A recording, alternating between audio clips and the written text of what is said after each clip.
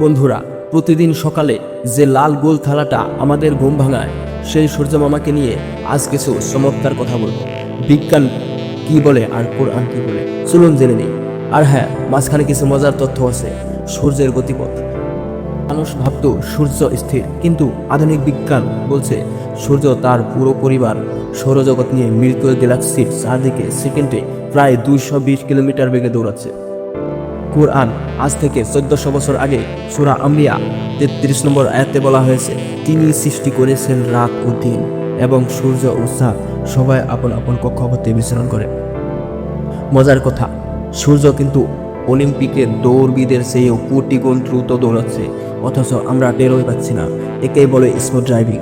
সূর্যের নিজস্ব আলো একটি নক্ষত্র, যার ভেতরে ফিউশন বিক্রিয়ায় প্রতিনিয়ত শক্তি উৎপন্ন হয়, তাই এর নিজস্ব আলো আছে। কুরআন সূরা ফুরকানের 61 নং আয়াতে আল্লাহ বলেন, কত বরকতময় তিনি, যিনি আসমানকে নক্ষত্রপুঞ্জ সৃষ্টি করেছেন এবং তাতে স্থাপন করেছেন প্রদীপ, সূর্য ও আলো বিকিরণকারী চন্দ্র।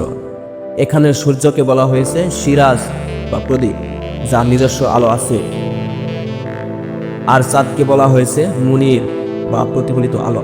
সূর্যের আয়ু ও গন্তব্য।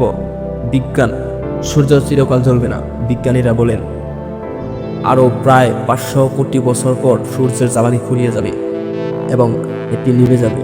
কোরআন সূরা ইয়াসিনের 38 নম্বর আয়াতে বলা হয়েছে, আর সূর্য ভ্রমণ করে তার নির্দিষ্ট গন্তব্যের দিকে। বিজ্ঞান যেটাকে বলছে জ্বালানি শেষ হওয়া, কোরআন সেটাকেই বলেছেন নির্দিষ্ট গন্তব্য বা বিশ্রামস্থল। প্রকৃতির এই বিশালতা আমাদের মনে করিয়ে দেয় সৃষ্টিকর্তার অসীম ক্ষমতার কথা।